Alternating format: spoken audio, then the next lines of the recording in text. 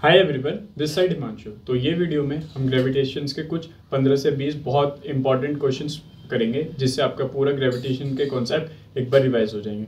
तो ये कॉन्सेप्ट्स में आपको करना कैसे है, एक जैसे ही क्वेश्चन एक स्क्रीन पे आता है, आपको स्क्रीन पॉज करनी है, थिंक करना है कि आप इस क्वेश्चन को कैसे अटेम्प्ट करते हैं, फिर आपको सॉल्यूशंस देखना है और आगे बढ़ना है।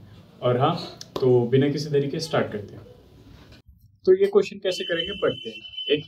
दो सैटेलाइट है, एक जियो स्टेशनरी सैटेलाइट है, ठीक है, और दूसरी अनदर सैटेलाइट, ठीक है। तो उसको मैं 1 ले लेता हूँ, उसको 2 ले।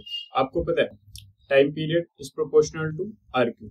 आर ये है डिस्टेंस फ्रॉम द सेंटर, ठीक है। इसमें सबसे बड़ी जो ट्रिक है वो बच्चे क्या करेंगे, 6 आ रही और 2.5 आ रही ले लेंगे, बल्कि ये गलत है। मैं समझा दूं कैसे। सपोज ये अर्थ है, ये जो डिस्टेंस दे रखा है वो सरफेस से दे रखा है, 6 आ रही और 2.5 आ रही, ठीक है। पर आपको ये वाला आ रही भी तो कैलकुलेट करना पड़ेगा, जो कि हमारा टोटल आर होता है, ठीक है। अब इसको देखते हैं, फॉर्मूला बनाते हैं। t1 square by t2 square is equals to r1 का क्यूब बाय r2, ठीक है। t1 हमें पता है 24 है, इसको बाद में, इसको मैं ऐसे भी लिख सकता हूँ, इसको हम बाद में देख लेंगे। अब R1 का है जियो स्टेशनरी का, इसका क्या है 28, 6 आ रही, तो 6 आ रही प्लस आ रही क्या हो जाएगा 7 आ रही, और इसका क्या दे रखा था 2.5 आ रही, 2.5 आ रही प्लस आ रही ये वाला, तो ये हो जाएगा 3.5 आर, इसका होल क्यूब। तो इससे ये कटा, इससे ये कटा, तो ये आ गया t1 by t2 is equals to 2 का क्यूब। तो 2 का क्यूब होता है 8, और ये स्क्वायर रूट इधर का यहाँ आ जाएगा, तो ये हो जाएगा t1 बाई t2।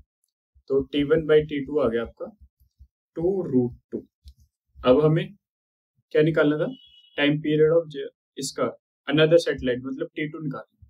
तो यहाँ से t2 आ जाएगा t1 by 2√2 which is equals to, हमें कैसे निकालना है ऐसे, तो 24 बाई 2√2, 12√2 आ गया। कभी भी रूट को नीचे नहीं छोड़ते, और ये वाला ऑप्शन में भी नहीं, तो हम क्या करेंगे √2 से मल्टीप्लाई, √2 से डिवाइड, तो ये 2 हो जाएगा, तो 6√2 इज आवर आंसर। ये रहा। तो देखो इसमें आपने क्या क्या चीज सीखी। एक तो सबसे पहले कि प्रोपोर्शनैलिटी का फॉर्मूला कैसे बनाना है, और दूसरा सबसे इंपॉर्टेंट क्या सीखा कि ये जरूरी नहीं, ये कॉन्सेप्ट सीखा है कि ये कहाँ से सरफेस से दे रखा है। तो आपको एक आरी कहाँ का ऐड करना था, जो रेडियस है उस अर्थ का, ठीक है। आगे बढ़ते, बहुत इंपॉर्टेंट क्वेश्चन है, क्योंकि ग्रेविटेशन पोटेंशियल एनर्जी बहुत आता ही आता है फ्रीक्वेंटली। अब क्या कह रहा है, assuming that the gravitational potential energy of object is at infinity 0, ठीक है। चेंज इन पोटेंशियल निकालना है at a height h from the surface, ये दे रखा है। तो ये तो बहुत सिंपल सा है। कैसे सिंपल है, डेल्टा यू क्या होता है, mgh 1 plus h by are.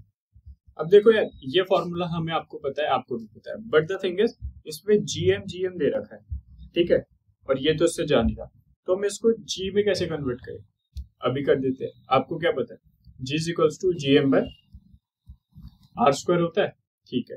इसको यहाँ पे पुट कर देंगे, तो ये कैसे आ जाएगा, delta u is equals to m gm by R square by h into 1 plus h by R. तो इसको और फर्दर सॉल्व करते इधर ही आते हैं इसको, चलो छोड़ो, ये कॉपी नहीं हो रहा। डेल्टा यू क्या बन रहा था, m gm by R square on h 1 plus h by, तो इसको हम सॉल्व करेंगे तो ये ऐसे आ जाएगा, m gm by R square h, और मैंने ये पूरा ऐसे ले लिया, इसको यहाँ सॉल्व कर देता हूँ, r plus h divide by r, ठीक है। तो इस r से तो ये r कट गया, तो क्या आ गया, m is equals to g m h by r की पावर r प्लस h। ठीक है, ये क्वेश्चन हो गया, बहुत इंपॉर्टेंट है। इसमें सिंपल आपको क्रॉस फंक्शनैलिटी कैसे पता होनी चाहिए कि देखो, अगर आप इसको दूसरे तरीके से कर सकते हो, वो बहुत लंबा हो जाता है। पहले आप यू इनिशियल लिखते, GMM/R, फिर यू फाइनल लिखते, फिर माइनस करते, तो ये बहुत कम्बरसम वे है इस क्वेश्चन को अटेम्प्ट करने का। आपको ये पता है सब्स्टिट्यूट करा, जितना छोटा होता है क्वेश्चन उतनी उसकी गलत होने की प्रोबेबिलिटी कम होती है कम स्टेप में, तो इसलिए ऐसे भी आपको थिंकिंग रखनी है। तो चलिए आगे बढ़ते हैं, ठीक है। अब dependency of gravitational field on the earth of the earth मतलब सॉलिड स्फीयर पूछ रहा है। ये हमने पहले भी बात करी हुई है कि जहां भी अर्थ है सॉलिड स्फीयर होता है, ठीक है। From the centre of earth is currently, देखो यार, ई बाहर से क्या 1/r के प्रोपोर्शनल होता है, ठीक है। तो ये सब में सेम है, ये दोनों तो हट गए, ठीक है। अब ई इनसाइड क्या होता है अर्थ के, ई इनसाइड क्या होता है, प्रोपोर्शनल होता है आर के।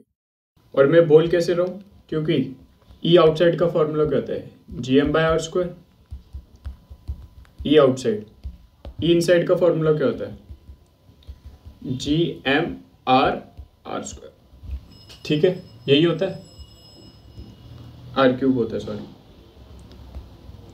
ई इनसाइड का फॉर्मूला क्या होता है, GM/r³, ठीक है। तो ये वाला हो जाएगा। आगे बढ़ते हैं। A black hole is an object whose gravitational field is so strong that even light cannot escape from it. To what approximate radius would Earth mass दे रखा है अर्थ का have to be compressed to be a black hole? तो देखो, अर्थ black hole जब बन सकती है जब उसकी एस्केप वेलोसिटी ज़्यादा हो जाए स्पीड ऑफ लाइट की, तभी तो लाइट भाग नहीं पाएगी अर्थ से। तो सिंपल सा है, VE = C। अब VE क्या होता है, एस्केप वेलोसिटी क्या होती है, √2GM/r। r क्या होता है, डिस्टेंस फ्रॉम सेंटर, ठीक है। ये छोटा r है, डिस्टेंस फ्रॉम सेंटर, और बड़ा वाला r होता है तो सरफेस से डिस्टेंस होता है, और ये होता है 3 × 10⁸।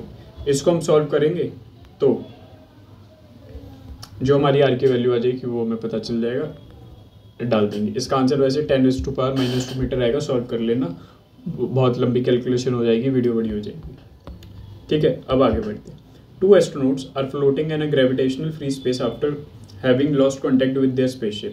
2 एस्ट्रोनॉट थे, स्पेसशिप से पूरा कंट्रोल चला गया उनका, और वो एक ऐसा पॉइंट मास की तरह स्पेस में पड़ गए। तो क्या होगा, gravitational force is an attractive force, कहीं भी वो अट्रैक्ट करती है। तो देखो ऐसा है, मूव टूवर्ड्स ईच अदर, हाँ सही लग रहा है, वैसे तो यही है पीसलेस, अवे जा नहीं सकते, स्टेशनरी हो नहीं सकते, keep floating in the stem नहीं हो सकते, तो टूवर्ड्स ईच अदर। अब आगे बढ़ते हैं। देखो ये बहुत इंपॉर्टेंट क्वेश्चन है, तो ध्यान से सुनो। A particle of mass m is situated at the centre of a spherical shell. Shell बना लेते हैं। A particle of mass m, ये रहा भाई मास m, ये पार्टिकल है, ठीक है। इसका मास रेडियस a है, ठीक है, मास सेम मास है, रेडियस a है m_a, और शेल का भी m_a, ठीक है। The magnitude of gravitational potential at the point situated a/2 distance from the center. P पे बताना है। तो देखो बहुत सारे बच्चे इसको बोलेंगे GM/a, यही तो आंसर है तुम्हारे हिसाब से, राइट, बट ये बिल्कुल गलत है। क्यों, इस पॉइंट P पे दो चीज़ की वजह से ग्रेविटेशन पोटेंशियल, एक तो शेल की वजह से और एक इस मास पार्टिकल की वजह से। तो gravitation potential at P particle की वजह से प्लस शेल की वजह से। पार्टिकल की डिस्टेंस है a/2, तो क्या हो जाएगा, -GM/a/2 प्लस शेल की वजह से कितना है, -GM/a। इसको हम सॉल्व करेंगे, ये माइनस होगा, इसको हम सॉल्व करेंगे तो क्या आएगा। चलो आगे बढ़ते हैं, मेरे फ़ोन में थोड़ी स्टोरेज खत्म है तो फटाफट करते हैं, ठीक है। The radius of two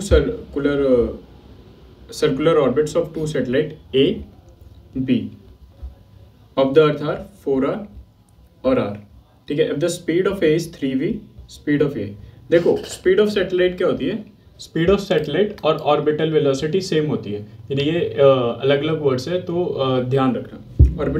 orbital velocity क्या होती है? √2 GM/r, ठीक है, इज इक्वल्स टू v। तो कैसे होगा? v1 va/vb proportional to rb/ra, ये है। तो इसमें फॉर्मूले में वो डालते हैं, हमें vb निकालना है। va कितना है? 3v/vb x, rb कितना है? r, और ra कितना है? 4r। तो दिस गोज विद दिस, तो ये आ जाएगा 3v/x इज इक्वल्स टू 1/2, तो x हो जाएगा 6v, ठीक है। तो चलिए आगे बढ़ते हैं, ठीक है। ग्रेविटेशन क्या होता है? gm/r², सिंपल सा बात है। पर मेरे को पता है r is proportional to d, क्योंकि हाफ का, तो मैं इसको g is equals to gm/d² भी लिख सकता हूँ, सही आएगा, ठीक है। अब देखते हैं प्लेनेट और अर्थ में क्या कह रहा है। मास, और हमें पता है क्या है, प्लेनेट का मास है 1/10, तो अगर मैं इसका m ले लूँ तो ये हो जाएगा m/10, ठीक है। And it diameter is half of the earth, d/2, ये हमें दे रखा है, ठीक है। अब चलते हैं, तो हमारा क्या होगा? सपोज करो g earth is equals to g m ऑफ अर्थ और d ऑफ अर्थ का स्क्वायर, बिल्कुल सही है। और इसको मैं अगर gp से डिवाइड कर दूं तो ये हो जाएगा m of mass of plus और dp का स्क्वायर। यहाँ तक बिल्कुल सही है। अब वैल्यू पुट करते हैं। मास ऑफ अर्थ क्या है? m, और डायमीटर ऑफ अर्थ क्या है? d का स्क्वायर। मास ऑफ प्लेनेट क्या है? m/10। dp क्या है? d/2 का होल स्क्वायर, ठीक है। GE/GP, हमें GP निकालना है, तो इसको हम करेंगे, ये से गया d² से d² गया, और 10/4 आ गया GE/GP, ठीक है। अब मेरे को GP निकालना है, तो GP वुड भी 4 × 9.8 × 10। अगर मैं इसको 10 भी ले लूँ, 9.8, ठीक है, तो ये क्या आएगा? अगर मैं इसको मोटा मोटा करूँ, इसको मैं 10 ले लूँ और इसको काट दूँ, तो 4 के अकॉर्डिंग आएगा। 4 के सबसे पास वाली वैल्यू कौन सी? 3.92। इसको अब ये क्वेश्चन, ठीक है। सैटेलाइट है, आपको टाइम पीरियड दिख रहा है, तो आप कुछ भी नहीं तो ये लिख सकते हो, क्योंकि ये तो आपको पता है बहुत ज़्यादा यूज होता है, ठीक है। अब आगे बढ़ते हैं। The satellite is orbiting just above the earth surface with the earth with time period t, ठीक है। डेंसिटी ऑफ द अर्थ, ठीक है। तो इसको कैसे करोगे? टाइम पीरियड का फॉर्मूला क्या आता है? 2πr/g। अब देखो, पहले तो मेरे को कैसे देखना पड़ेगा, ये g को इस बड़े G में डालना पड़ेगा। कैसे करेंगे? g is equals to gm/r², ये हो गया। अब देखो, मास का कहीं भी जिक्र नहीं है, डेंसिटी का है, तो density is equals to mass upon volume, और मास आ जाएगा इस यहाँ से डेंसिटी dv, और ये क्या हो जाएगा? 4/3πr³ into density. तो ये सब करके मैं इसमें डालूंगा तो हो जाएगा। कैसे? देखो, g is equals to g, mass की जगह मैं लिख दूंगा 4/3πr³ d divide by r², सही है। अब ये सारी वैल्यू इसमें डालते हैं, आ जाओ यहाँ पे डालते हैं। Time period is equals to 2πr/r³, G का ऊपर क्या है? g into 4 into pi into r³ into d into 3r²। अब देखो क्या क्या कट रहा है, सब कट जाएगा आई गेस। r³ से r³ कट गया, ये r² अगर मैं बाहर ले जाऊंगा तो r हो जाएगा, तो इसको मैं इससे काट सकता हूँ, ठीक है। और क्या कट रहा है? अभी और कुछ नहीं कट रहा, तो ये क्या आएगा? t is equals to 2π 2 pi 3g into 4 pi d। ठीक है, नीचे हमारा क्या आ रहा था, ऊपर 3 पाई जी डी। देखो जी आ गया, जी आ गया, 4 नहीं आया। अभी कैसे आएगा, ये 2 से ये कट जाएगा, 4 कट जाएगा क्योंकि ये बाहर आएगा। अब मैं इसको पूरा स्क्वायर कर दूँ, टी के square equal to 3 pi square G pi D, इससे ये कट गया। तो 3 पाई जी डी लाना था, 3 पाई जी डी लिया है, ये इसके कट गया टी स्क्वायर के अकॉर्डिंग।